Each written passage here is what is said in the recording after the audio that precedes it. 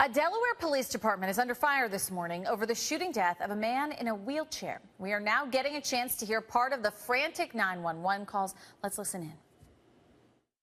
Yes, we need a police, we need an ambulance. A man just shot himself in the AutoZone parking lot. He shot himself. He was sitting here, he shot himself, and he's falling out in the wheelchair, and he's laying here on the ground. Okay. Please send the ambulance and the police, please. So if you listen to that closely, the caller told the dispatcher the man was on the ground and that he was waving a gun. But the family says an eyewitness tells a different story. Natasha Brown from affiliate KYW has details. A makeshift memorial illuminates the scene where 28-year-old Jeremy McDole lost his life. Wilmington police were called to the 1800 block of Tulip Street Wednesday afternoon, responding to a call of a man with a gun and self-inflicted gunshot wound. Watched a video that shot my son so much till he fell out the wheelchair.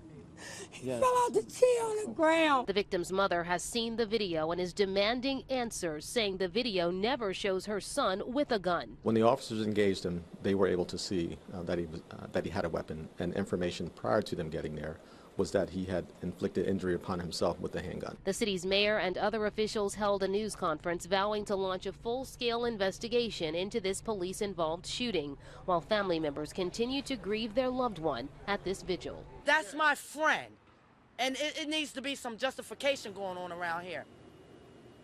The 4 officers involved in the shooting have been placed on administrative leave. The Wilmington Police Department is defending its officers. Officials say they haven't authenticated that cell phone video. An investigation is underway. Give me your hand! Show me your hand! Oh, shit. Show me your hand! Show me your hand! Drop the gun! Drop the gun! Drop the gun! Grab it. Shove the bullet pop. Going this way, look up. Behind you, Judge. Hands up! Hands up! Put your hands up! Hands up! Hands up! Hands up! Put your hands up! Put your hands up, cuz. They shot his ass. Hands! He's reaching again. Oh, he bleeding. He's bleeding. Grab his hands. What the fuck? They shot him with a pellet gun. You know, thumbs on the knockout.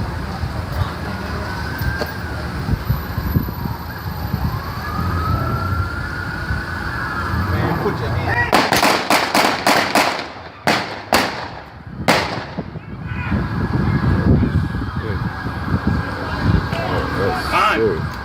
That was sick. On the afternoon of September 23, 2015, Wilmington's 911 center took a call that carried fear in every word.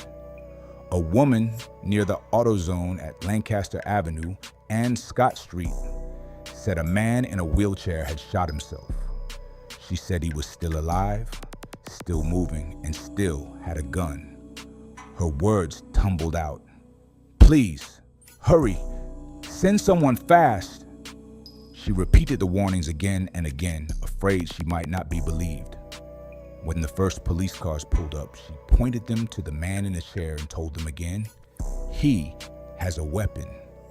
That man was Jeremy Bam Bam McDole, 28 years old, a resident of Wilmington.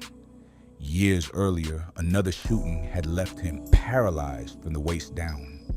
Since then, he had rolled his wheelchair through those same streets, parts of the neighborhood's daily life. Now, he sat stranded in that chair, in crisis, with officers racing toward him.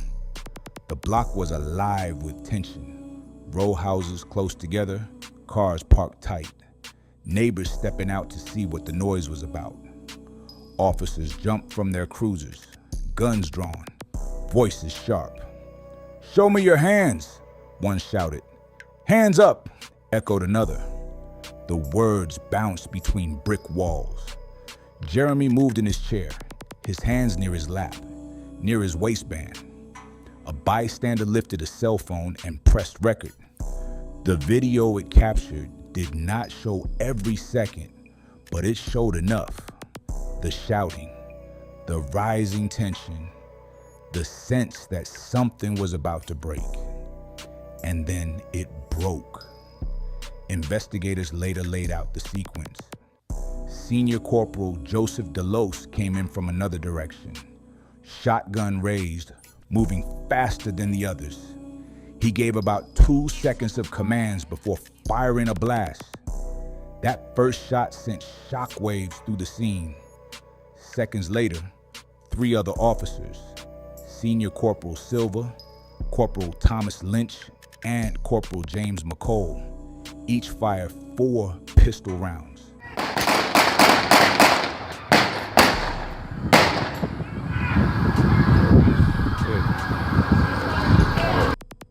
They said they believed McDole was pulling a gun from his waistband. In the video, you hear the final volley of shots, and you see Jeremy slump out of his chair. When the smoke cleared, officers rushed in. From his waistband area, they pulled a .38 caliber revolver. Lab tests later reported McDole's DNA on the grip. Gunshot residue was found on his right palm and sleeve. Ballistics showed the revolver had been fired 4 times before that day. Federal tests confirmed those same results. But for the neighborhood, the images were far simpler and far heavier. A man in a wheelchair, shot and killed in front of their homes. In May 2016, Delaware's Attorney General released a long report. The decision: no charges against Silva, Lynch, or McDole. Under Delaware law, if an officer reasonably believes deadly force is needed to protect themselves or others, that use of force is legally protected. Prosecutors said each officer believed Jeremy was about to shoot, so no charges could be brought. But the report called out DeLose by name. It said his actions were extraordinarily poor police work. He rushed in, fired without coordination, and created danger for everyone. Prosecutors even tried to build a felony assault case against him. They consulted national experts who had just recommended charges in the Tamir Rice case, but they concluded they would likely lose at trial. Delaware law gave officers broad protection, and expert testimony would defend him. In the end, no charges were filed. The report also turned to the police department itself. It blasted Wilmington's policies, saying the continuum of force rules were effectively meaningless. It said training was weak, especially when it came to dealing with people with disabilities or mental health needs. The Attorney General's office urged reforms and made its evidence public. Audio of the 911 call, scene photos, excerpts of interviews. Those files became reference points for years to come. In January 2017, the U.S. Department of Justice closed its civil rights investigation. Federal prosecutors said there was not enough evidence to prove, beyond a reasonable doubt, that the officers willfully used excessive force. That word, willfully, was the key. Federal law required proof that officers intended to violate Jeremy's rights, a nearly impossible standard to meet. The Justice Department's press release echoed the state's account. DeLose said he saw the handle of a gun and fired his shotgun. Seconds later, Silva, Lynch, and McDole fired their pistols as Jeremy reached toward his waistband. DNA and gunshot residue tied him to the revolver. Ballistics showed the revolver had been fired before that day. The federal government said that was not enough to charge. For Jeremy's family, those conclusions were not acceptable. They had seen the video. They knew he could not stand or run. They believed police had rushed to force, and they doubted the gun police said they recovered. His sister, Keandra McDole, became the family's public voice. She organized marches, stood at rallies, and told anyone who would listen that her brother had deserved better. The family filed a civil rights lawsuit, and by late 2016, Wilmington agreed to settle. The deal included a payment of $1.5 million and a promise to improve training and rewrite policies, bringing in de-escalation models from cities like Seattle. A judge approved the agreement in January 2017. The city admitted no fault, but the civil case was closed. Still, the protests continued. Vigils marked anniversaries. Marchers chanted Jeremy's name. In 2020, after George Floyd's death sparked national protests, Wilmington streets filled again. Pressure mounted for the state to reopen the case. The Attorney General announced a fresh review, noting that the statute of limitations on possible charges was nearing. In September 2020, the office released a 10-page supplement. It confirmed details that had not been public before. A private lab matched McDole's DNA to the revolver's grip. Analysts found residue on his palm and sleeve. An ATF trace showed the revolver had been stolen in April 2015, and a ballistics expert confirmed it had been fired 4 times before the shooting. Civilian witnesses and medical personnel said they saw a revolver near Jeremy after the shots. The supplement even reproduced the original 911 call, where the caller repeated over and over that the man had a gun. After all that, the state reaffirmed its earlier decision: no charges. For the McDole family, that announcement was crushing. They had hoped new evidence would change things. Instead, prosecutors said the evidence confirmed the old findings. The law, they explained, left no room to bring charges. For the community, the decision deepened distrust. They heard the evidence laid out on paper, but they remembered the cell phone video, the fast shotgun blast, and the hail of pistol fire that followed. The report itself highlighted those very concerns. It said, Delos's rush to fire created confusion that made other officers believe shots were coming from Jeremy. Prosecutors concluded that his conduct endangered everyone, and they wrote that he should not serve in any job requiring him to carry a gun in public. It was a harsh recommendation, rare for prosecutors to make, even as the law prevented them from charging him. The city's settlement had promised reforms, and leaders said training was being modernized. Officers would be taught to use time, distance, and cover. Policies would stress de-escalation. But activists like Keandra McDole said the community had seen no proof.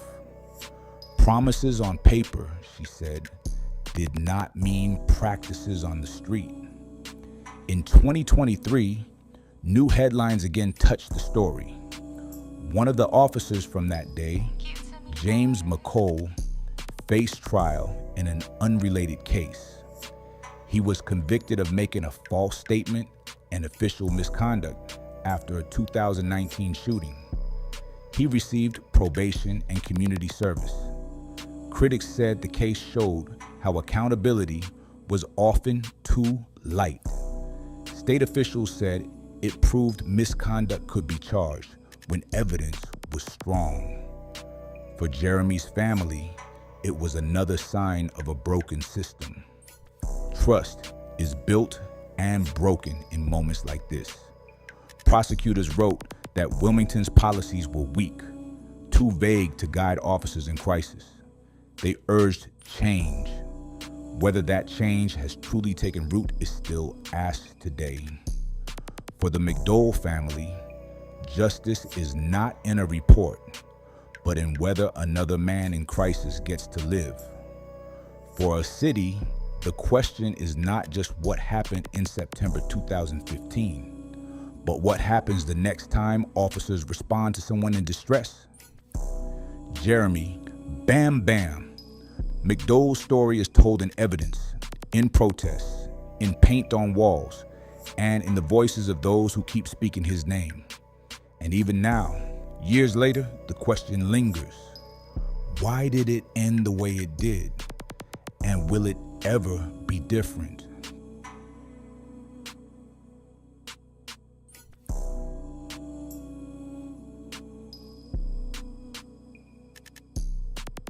My brother used to always come outside like around 8 o'clock in the morning to come get my nephew Josiah, who was probably around 3 or 4 at that time. He always came around there to take him to the store in his wheelchair and get him a blue water ice, bring him back home, and then he'll go back and go home to the nursing home. He stayed at the nursing home that's right down the street from me. So next thing I know, him and OJ walked around the corner, and that was the last that anybody in my family seen him, is when they walked around the corner. Up Lancaster, I guess towards Tulip. It was a daycare up there. The daycare lady stated that she seen a guy run past her daycare with brown skin with braids. She said he was running after she heard a shot.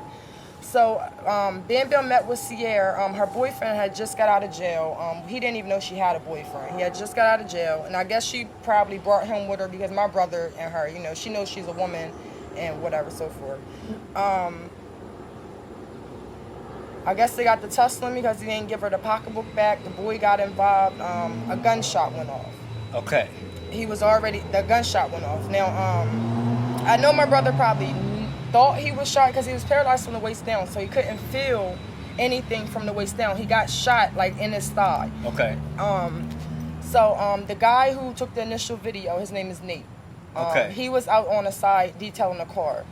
He said he heard a shot. He said he came out of the garage. It's like an alleyway. And right behind the autos. Right behind the alleyway. He used to work in that car dealership place where they used to detail cars. So he was out there detailing the car. He said he heard a shot. He came out. He said he looked over and he seen my brother on the ground with his pants down to his knees and his wheelchair flipped over. This is the person who also took video. The one who took the video. He heard that, comes out, sees that. Yes, he heard the shot, and that's what made him come out. Not the shot from the police officer, the shot from the robbery. Right. So he said he was, he asked my brother, you good, man? You good, man? He said, my brother said, yeah, man, I'm good. Can you help me flip my wheelchair over? He said, all right. He said he went over there and flipped my brother's wheelchair over. He said my brother dragged himself over to his wheelchair. He said, again, his pants were still down to his knees. He said my brother finally got back up into the wheelchair. He said then that's when my brother did a little. That's how he does, like, they straighten up his back or something. He'd go like this to pull his pants up. He said, this is what he said. He said, cuz pulled his pants up. He said, I asked him again, are you good, man? He said, yeah, man, I'm good. Do we know if he was shot at that point? Nate said he didn't know. He said he was just worried about. He just heard the shot and went out there. Yep, he just heard the shot and went out there. He was shot at that point. He was. He got shot in his thigh. Okay. Now in the video, the ending of the video, everybody see blood on his buttocks area. So Nate went out, heard the shot. Mm-hmm. He wasn't sure whether or not he was shot at that time. Yeah, he didn't know. But he said just kept on doing no blood. Thing. My brother had on 2 pair of pants that day too. Gotcha. 2 pair of jeans. Gotcha. Don't ask me why. So he said he Bam Bam got back in the wheelchair. He asked him one time, you good, cuz? And he was like, Bam Bam was like, yeah, man, I'm good. Thanks. He said he left and went back into detailing.